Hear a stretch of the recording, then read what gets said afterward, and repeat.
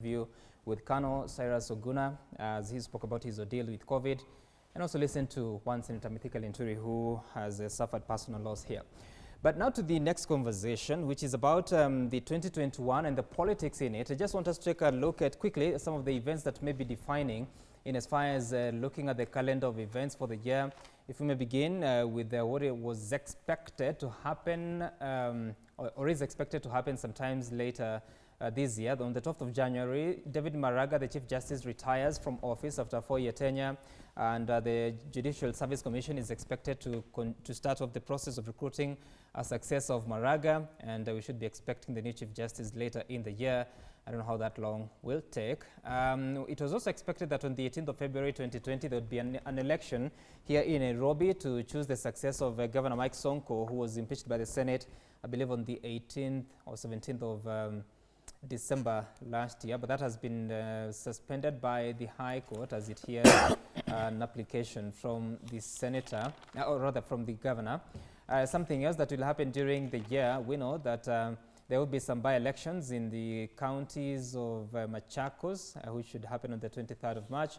There will be a by-election in Matungo constituency as well as Kabuchai to replace members of parliament that passed on late 2020. Then there is expected a BBI referendum later in the year. Of course, currently the BBI Constitutional Amendment Bill is at the IEBC going through verification of signatures, after which it should be taken to the county assemblies, thereafter to the National Assembly and the Senate, and thereafter probably a referendum. Then in June this year, there should be a budget for the financial year 2021-2022, and that budget must take care of COVID-19 recovery, but also start off the processes of preparing for the 2022 general election, which happens on the 9th of August 2022. Then there is possible the reconstitution of IBC. At the moment, there are 4 vacant positions, 4 commissioners. We don't know whether that process will be undertaken or what will determine that is undertaken, but it will be necessary for the general election next year. Those are just details about the process of the road to the referendum. But I want us to begin with how the year ended. I believe it was on the 31st or 30th of December 2020, and we had a host of leaders speaking in Msambweni as they celebrated the win of an independent candidate for that by-election for an MP. Let's listen to Deputy President William Ruto and a host of leaders that spoke at that event. Next President William Samoei Ruto amegeuka Aden Duale, amegeuka Kipchumba Murkomen, amegeuka Susan Kiika, amenigeuka mimi kama ndugu yake Sonko. Kisasi inalipwa na Mungu, hailipwi na binadamu. Wale ambao wametufanyiwa dhulma tuwaombee. Nataka tusikose heshima kwa rais, kwa family, kwa wale watu wengine wote. Mimi nataka niwaombe kwa heshima, tusiwakosee heshima. Nafurahi sana Mheshimiwa Deputy President William Ruto kwa sababu ya vile ambavyo umeweza kuonyesha kwamba the time ya kumaliza siasa za second liberation, wewe umetusaidia kutukomboa kwa hiyo minyororo. Na mimi nasema hivi, tangu sasa kusonga mbele, mimi nimeingia Hustler Nation.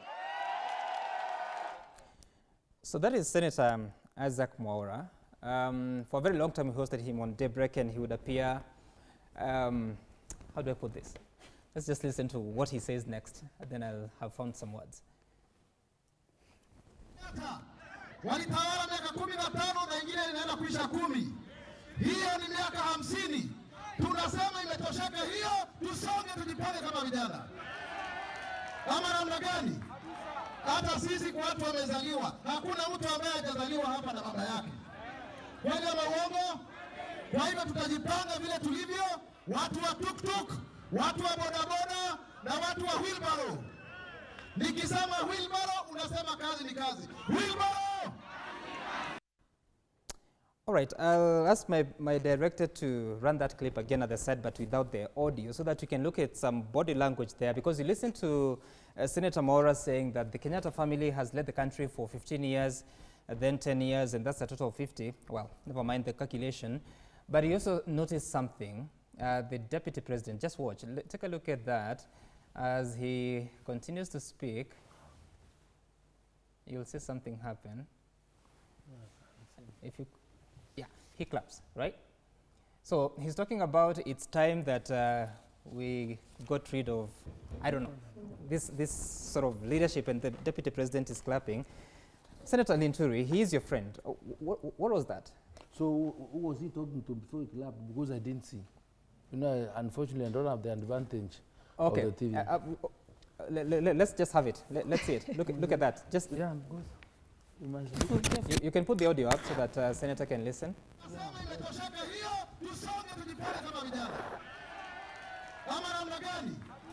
Hata sisi watu wamezaliwa, hakuna mtu ambaye hajazaliwa hapa na baba yake.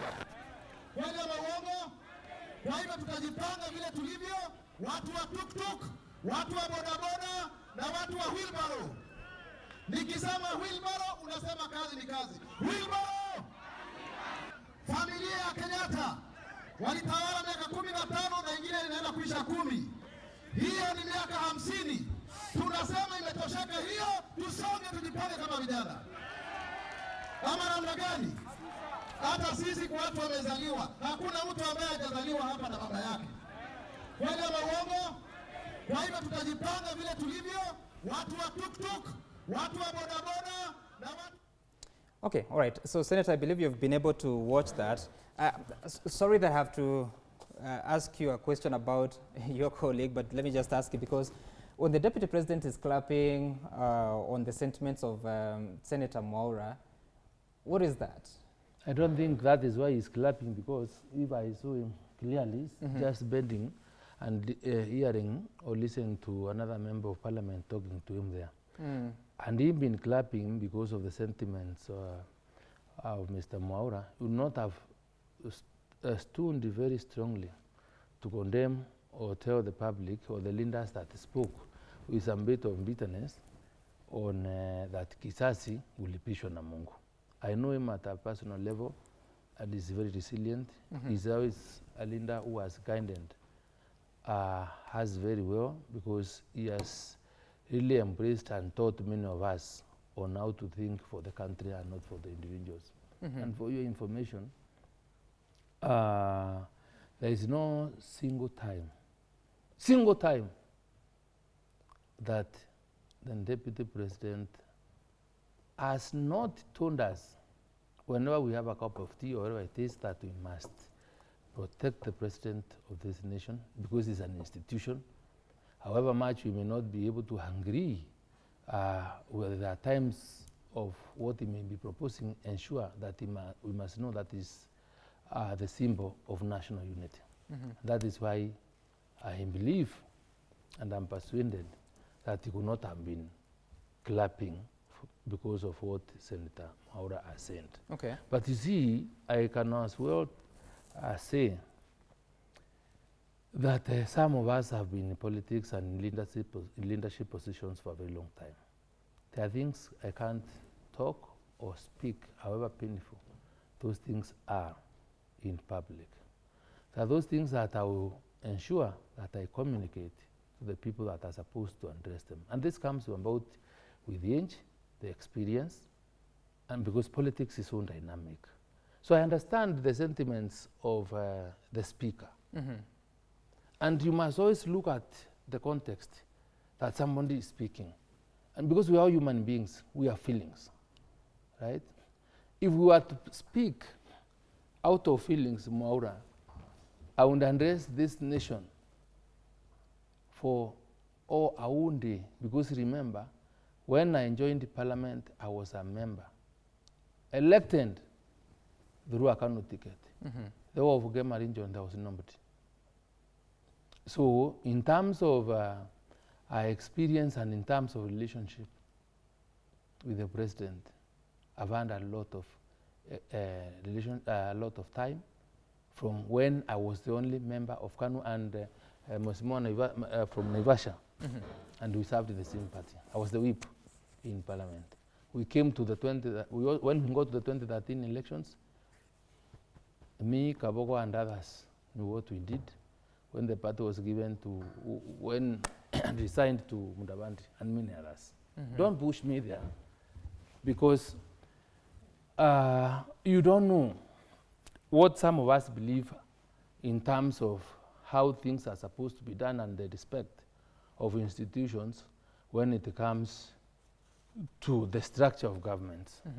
You've heard me say many times, Parliament has let Kenyans down because they're not playing its oversight role because of executive influence. We are discussing about the lack of money today on this table. When the issues came to do with the expansion of the public debt, and you must also check the answer, what some of us sent and what I sent. Monies will never get to counties, because when you expand the public debt, the first change on our revenue is provision for public debt. So we won't decrease the amount of money. We are not being told how we expect to expand the tax base, so as we collect so much money, so that even if we have to share, then there's money. We predicted, and here is not over. So when you find some members speaking, or probably even what Kangata is writing, please understand there's an history, there's some story about it. Probably people are venting their anger. Probably people are feeling so used up and frustrated for doing things, and you are not, there's no respect. So I want to believe the man that I know, because we're all in Kano at the same time, in the Kano at the same time, and we've walked that journey together, including so many other things, including the manja of URP, TNE, all those things have traveled this journey. So I want to clearly say William Ruto cannot be clapping to what Mwaura said. Okay, that's your take. Honorable Boss, allow me not to go in that order for now, but let me take it to Senator Moses Kajwang, because when you listen to Senator Mwaura, who has for a long time taken the middle ground on the divide within the Jubilee Party, and now coming out very clearly on where his allegiance is, what do you think 2021 is going to be when it comes to political alignments and the convictions that politicians will be standing on as they make their choice for the next round of elections? I hope you're going to allow me to say something, because I was in somewhere. Yes, I will. I'll get back to you, but first, Senator Kajwang. Sam, I expect a lot of quasi-defections in the next 2 years. Quasi-defections because I don't think we have many leaders with a moral conviction to leave their comfort in parliament, to leave their comfort in state house and in cabinet, to stand with principle and say that I am exiting my position because my principles are not aligned with those of my superior, or my principles are no longer aligned with that of my political party. I wish we had more men and women with that kind of backbone. So we are going to see a lot of double speak. We're going to see a lot of people drawing salaries from parliament, drawing salaries owing to their political positions, but during the day speaking a lot of venom. The unfortunate thing is that we are about 18 months to the next general election. And unfortunately, we are not seeing a very clear, very compelling, competing political ideas.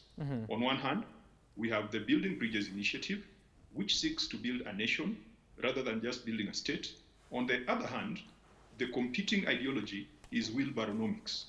Now, it's like comparing apples with oranges, because wheelbarrownomics at its core is based on the populism that you would call the Trumpism that we've seen, or the Brexit kind of politics that appeals to the masses, appeals to the heart of those who feel that they've been shut out, but with disastrous effects. Sam, I will tell you that as a leader, but also as a Kenyan who's fairly young and with children to whom I would wish to bequeath a prosperous nation, I would love to listen to a leader tell me how he's going to move Kenya from the proverbial Djibouti to Denmark. I would love to see a leader who's going to tell me how we are going to achieve what South Korea achieved with the kind of resources that we have, what Singapore achieved, what Malaysia achieved, and what even countries like Botswana achieved. Unfortunately, we are being served, and I'm talking of one of the options that has been put on the table, we are being served with a narrative that what we need to do is to add more wheelbarrows and more tuk-tuks and kokotenis in the hands of our people.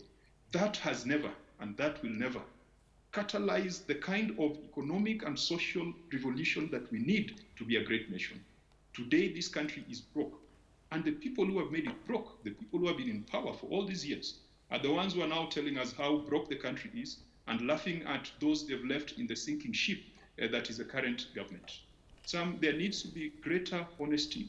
And I think that this country, if politicians were honest, if we were to think of the best way to run this country, it would not just to insist on the goodies of state, but we must think as a nation.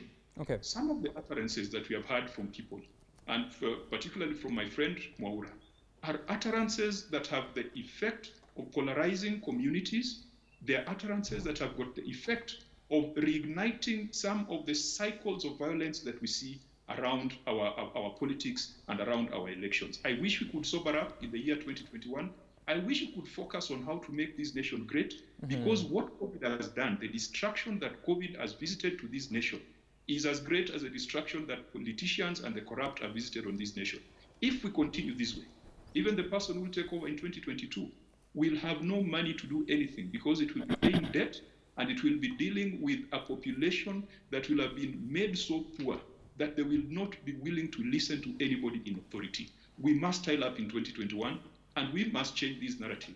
And we must stop lying to our young people that giving them tuk-tuks will be a solution. Let us create industries that giving them wheelbarrows will be a solution. Let us create car assembly plants. Okay. The world is going, electronic.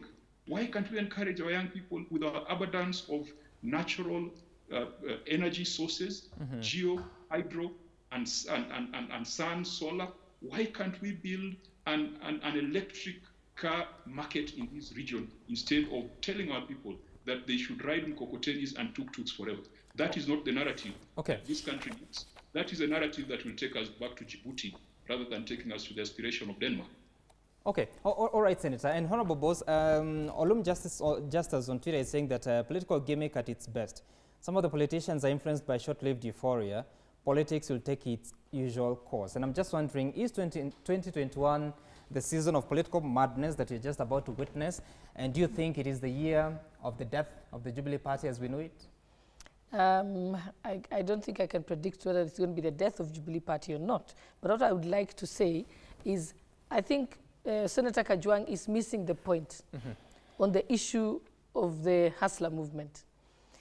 When we talk about, we're not talking about increasing wheelbarrows or increasing the number of borders on our roads. Actually, it is a symbol for microeconomics. We are trying to say, let us stop focusing on the economy of the rich people, and instead the economy of the people at the lowest level. I'll give you an example. And so it's the symbolism. So we're not talking about just wheelbarrows. It's a symbol of what we'd like to do. I'll give you an example. Rivertex in Eldoret has a state-of-the-art machinery and can produce cotton. Can produce fabric very well. The only problem we're having is that the cotton, most of the cotton is imported from outside the country. So who's benefiting from that? The beneficiary is the person who gets the tender to deliver and import the cotton.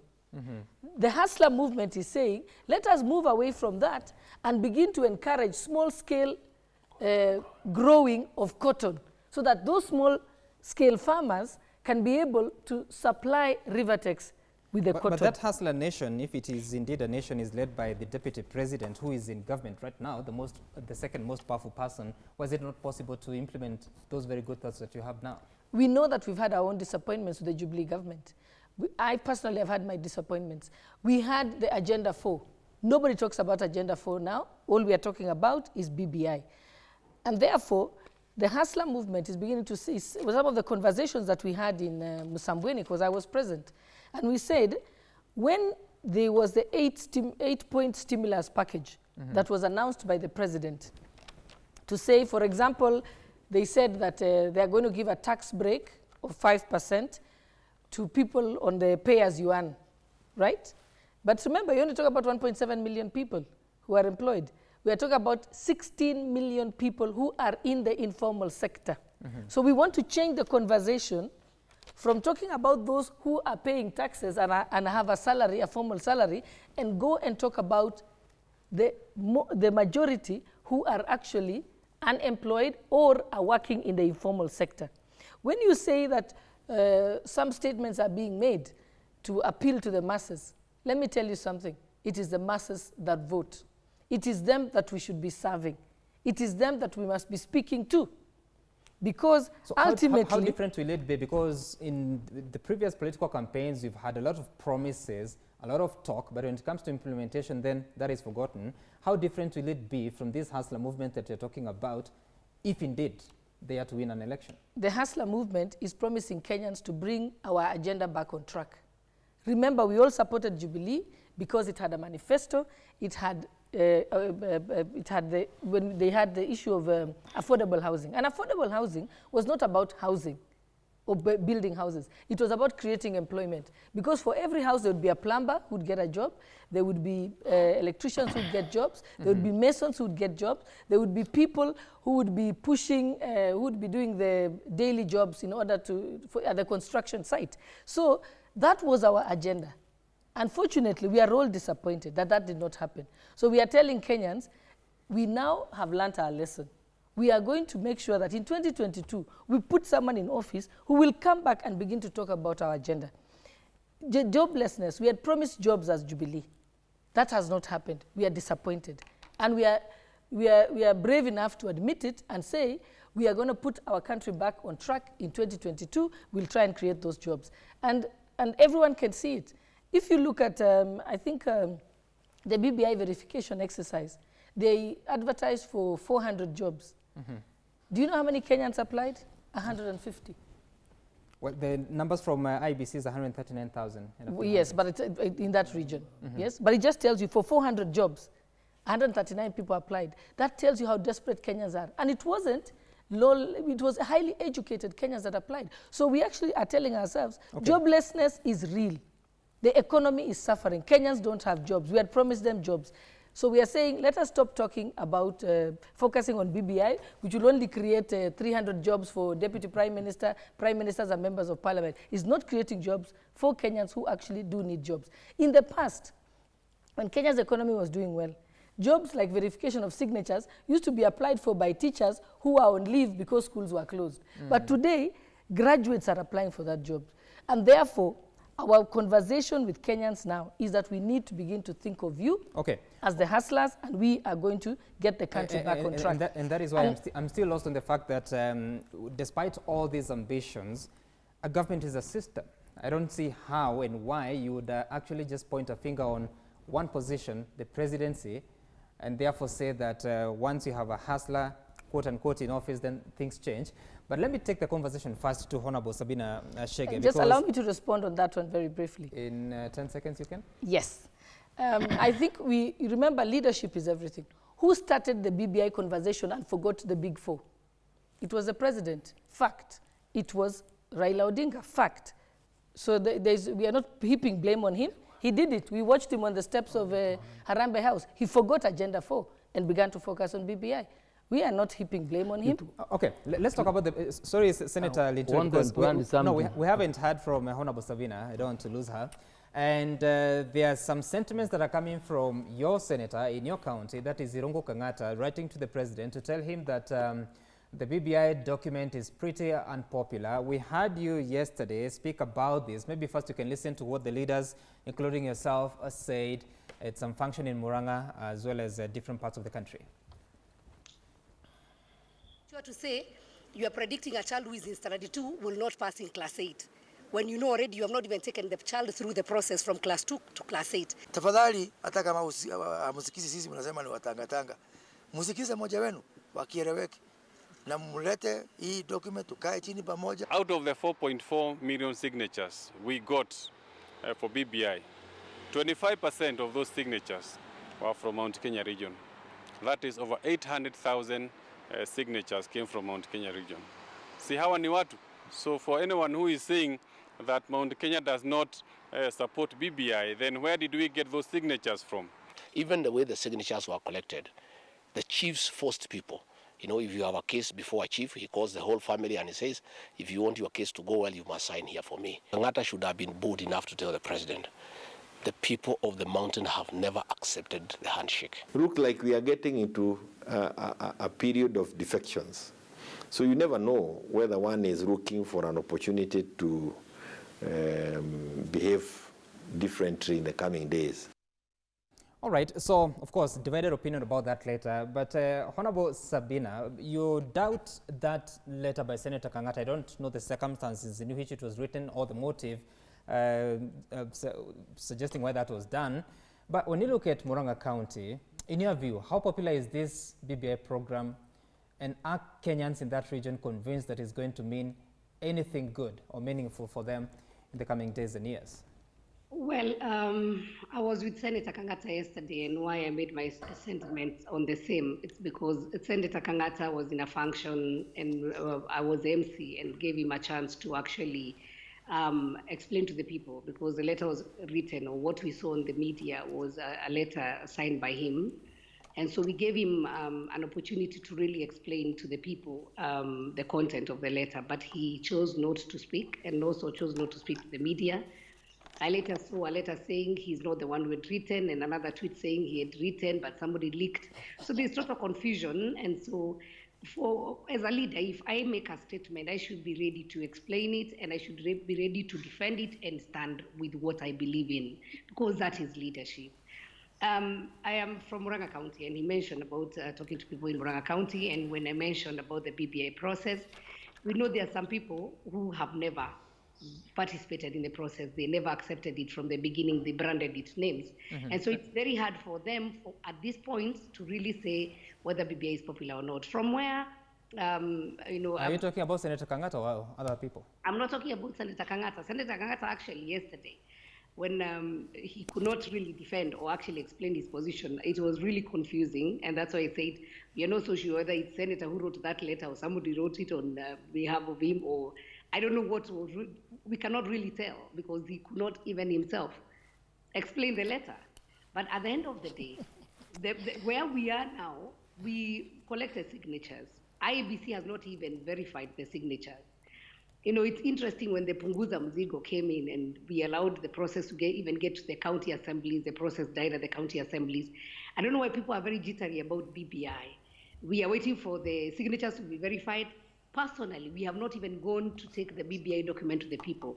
So how do you purport that this document is not popular when you have not even gone to interact with the people and explain to them?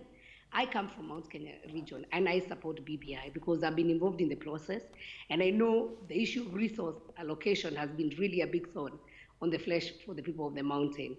And if we are going to have this allocation coming into our counties, and we are going to have money going to our MCAs who have actually been at the mercy of the governors, for me, I support resources, not per se about the positions coming in. The positions coming in, they are the existing positions that we know, and anybody who has read that document, they know the Prime Minister who has been proposed is the same position with the leader majority as we have in Parliament. And so for me, and that's why I said we are in class 2. We have just introduced this document. We have not even taken the learners through.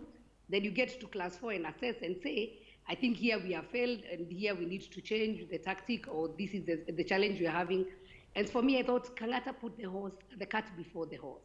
I think it was premature for him. I don't know what made him panic.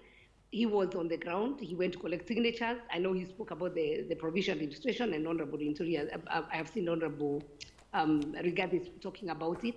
Nobody was forced. Maybe in Madeira, I will not speak on about Madeira, but in Murang'a County, the process was there. Kangata himself was on the ground. I went to the ground with the people, and we corrected signatures. And this is just the beginning. We have not even done the town halls. We have not even done the civic education to our people. Then how do you purport a document that you have not even educated people about that is not popular?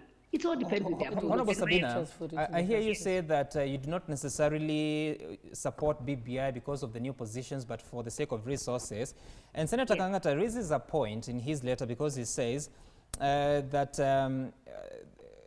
let me just quote the relevant part. However, the suggestion for multi-choice referendum, if considered, may ensure against possible total rejection of BBI. Is this something that you'd be willing to entertain from what you know on the ground, because you're the one on the ground, versus the areas that you feel are pretty useful for the region and those that are not useful? For me, I'll not go for multi choice because the whole complication of when you do the multi choice, and this is you're talking about how many millions of Kenyans. How do you then go on the verification on this one got 3% and 4% or 100%? For me, it's either for the people to say boldly, I support BBI, come out and support it. If you totally feel there are some things that you don't believe in it, then you vote no. And I think we saw it in 2005 when there was no consensus, when people had not really agreed on what was to come in the new constitution.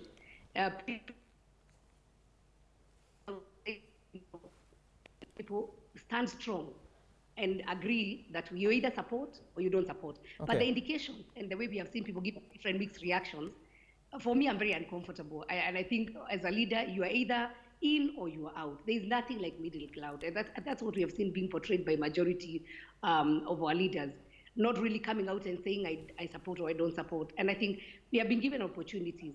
From the BOMA, there were several amendments that were done. And people, there have been a lot of people really talking. But you cannot have 100% that this is what should be for me. There must be give and take. And I think the president, and I heard Honorable Delay saying the president forgot about the Big Four. It's unfortunate that that's what she believes, but that's not the correct position. I think recently we also launched the UHC, and it has been going hand in hand. Okay. The issues of COVID, the challenges that we have had are there. The issues of housing are still going on. I think what we have not had much, if I would do an evaluation of the Big Four, the issue of industrialization or manufacturing is what we have not really seen much the government putting emphasis, but health, on housing, food security. It's good she mentioned about Rivertex and saying people are importing cotton. But what has she done as a leader to actually work with the government? Because agriculture is devolved to make sure that we have the proper seeds for cotton, to make sure that then we are doing enough, or we are farming enough cotton in this nation to be able to sustain Rivertex. I think we need to start giving solutions. For me, I am tired of this complain, but we need a solution. Okay. It is hypocritical to say that you are waiting, you are telling Kenyans in 2 years we'll do this, and you're already in position. Why can't we do the little that you can be able to do now? And even the Bible says, if you are trusted in little, then you'll be entrusted in more, depending on how you use this little. And so my request is for our leaders who have a position now. I am not an aspirant. I'm already in position. What can I do for my people of Central Kenya, or the people of Murang'a, or the people of Kenya, so that I can convince them then come 2022 that I tried even without the resources, even without being the person in charge. Okay. So when I become the person in charge, I can be able to do more. I think that should be the spirit, and that's how we should be able to. Honorable Sabina, Senator Linturi has been itching to respond. I just want to take a look at the letter that was written by Senator Kangata, or the letter that I believe was written by him. It is written to the Jubilee Party leader and the president, that is Uhuru Kenyatta, through the Secretary General, Honorable Raphael Tuju. But it has also been copied to, at the bottom there, it's copied to the majority leader at the Senate. I would assume that Samuel Pogisho, chairman of the Jubilee Party, and then the National Executive Committee have also been copied. But there's a tweet that came, I believe it was yesterday, from Senator Irungu Kangata saying, kindly, though the letter dated 30th December is authentic, I didn't give it to the media. Someone else who had been copied did. I apologize for that. With the benefit of hindsight, I should have copied no one else. Trust substantive issues raised in the letter will be remedied. So I've read you the people that have been copied. I don't know if it's them that leaked it. But Senator Kangata, Senator Linturi, you had something to say about this entire conversation and what it means for the Mount Kenya region outside Central Kenya. Yeah, well then, I think allow me to revisit some discussion we had some time back with Sabina Chege. And I'm really surprised on how people change when probably they have access to either the offices that are perceived to be so powerful, and forget that the people that elect them really matter. And with a lot of due respect, Sabina fits well to be a cabinet secretary. A cabinet secretary in Uru's government, either in agriculture, either in health or whichever docket that is, because she would really articulate and defend the government. But see, the structure of our constitution as is requires her to be the people's watchdog and to exercise oversight role.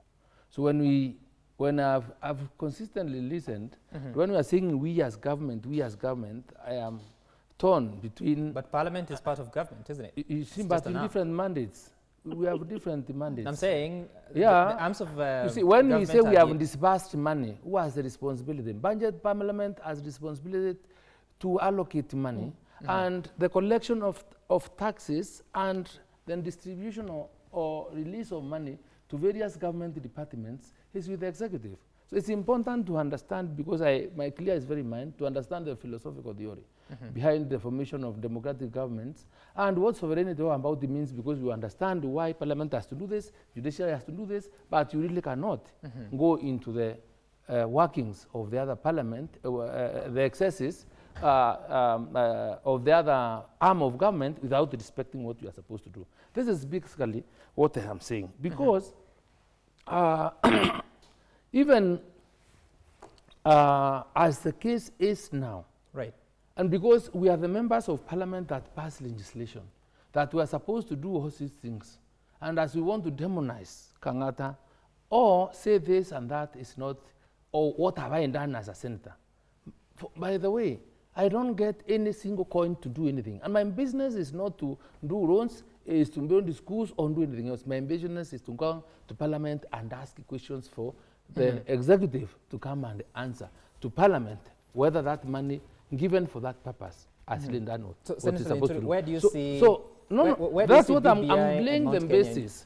I'm laying the basis. Running out of time. I'm laying the basis because it is common knowledge. And if you care, do research and listen. Most of our legislations in Parliament are very critical, serious issues, are not designed on the basis of merit. Right. The threats, the levels of threats, intimidation and blackmail within this system is too much, such that members of Parliament do not exercise their independence in doing what they're supposed to do. And that is why we're in this kind of a situation, because even when you are seeing things being told to do things that are not right, when you ask, then you are told you face dire consequences. This has happened. From who? Not once, not twice. And you know, there are masqueraders. It's not the president who does this. There are so many masqueraders purporting to peddle influence. Fellow MPs or who? You know, you're talking about a system. I believe the system is gone and the people. So you've just talked about it. So people that are perceived or masquerading to be part of the system will come and tell you this is the information. I'm not an MP, I'm not a senator. Who threatens you? No, I've told you the masqueraders within the system who will come and say either we have information, we have been told this is what we do. That is why you ask Kajwang. Because even in the Kajwang's party, they have our own system. Where when Kajwang wants to vote on this matter, this way, a call comes. Okay. And people change. Senator Linturi, we are out of time, but I want to give closing remarks, 20 seconds each, starting so with it's over. Starting with Senator Kajwang. Yes, it's already 8 o'clock. Senator Kajwang, quickly, your closing remarks on the year and all these issues that and how they're going to influence the year. Close by quoting Claude Juncker, I think was the head of the EU. He said this: we all know what to do, but we don't know how to get re-elected once we have done it. In the year 2021, I hope we shall focus less on the politics that wins us elections and focus more on the politics that will build a nation and that will grow this economy. I believe that is the aspiration and that is the need of every Kenyan. And finally, on my friend Senator Kangata, let me remind him of the myth and the story of, I think it was called Icarus, a Greek myth. He was given wings of feathers held to his body with wax. He flew too close to the sun and he had a dreadful fall. Let him reflect on where he got his wings from and how those wings are attached to his body. Thank you. Are you threatening him? I wonder. Honorable Boss, your closing remarks. On the letter by Senator Kangata, I can tell you clearly that it was deliberate and it was intended to test the waters. It's called creating the mood of acceptance. I believe that it has come out very clearly to people who have been proponents of BBI that BBI is unpopular in the country and they need to bail out. So what they have done is use Senator Kangata to write the letter, because Senator Kangata has no business writing a letter to the president. He can see the president anytime. Why write a public letter to the president and copy it to everybody that you can think of? It was deliberate and it was released purposely to the media so that they can begin the conversation of how to exit from the BBI process. That's the reality. That's an interesting theory that you introduced. Yes. Why didn't you introduce it at the very start? Honorable Sabina, sorry, I'll not give you a closing remark because you already had your say. But I think it's good I tell Sholei we are not exiting, we are going on with it. Sorry? Sorry, I think I have been one of the people who voted BBI. I want to assure Sholei that we are not departing from the BBI and we are going on. So just for her to be sure that that was not a letter to try and look for a way out or exit. We are not exiting. And she's not the one exiting. There are other people who are in charge of BBI. She's not in charge of BBI. Okay. She's just a clapping queen. Whoa. Honorable. She's not in charge of BBI. She's not the owner of BBI. I know that. Sorry, Honorable Sabina. Sorry? But I hope that she'll be convinced. As I'm saying, she never supported BBI from the beginning. But I'm hoping she can be convinced otherwise. But at the end of the day, I don't think Kangata was sent by anybody. And if he was sent, he would have actually come out and said, this is why I wrote this letter. And so for now, we are in it. I thought she said Kangata didn't give her an answer. No, it's okay. I think it's time we end it at that. I thought it was my time. Honorable Sabina, asante sana for your contribution. Senator Linturi. You're actually the first to give your closing remarks, Senator Linturi. I didn't know that's what I was doing. As well as Honorable Gladys Boss and Senator Moses Kajwang. We'll never have enough time, but trust you me, this is just the first show of the year. We'll have so many engagements until the 52nd week of the year, so we'll have enough time. Thank you so much for watching. Up next is Willis Raburu. He'll be here to tell us the Content Tuesday on what we're focusing on, but all the same, asante sana for your feedback. I'll be back at 9 o'clock for the latest in the world of news as we continue to focus on the conversations informing public discourse.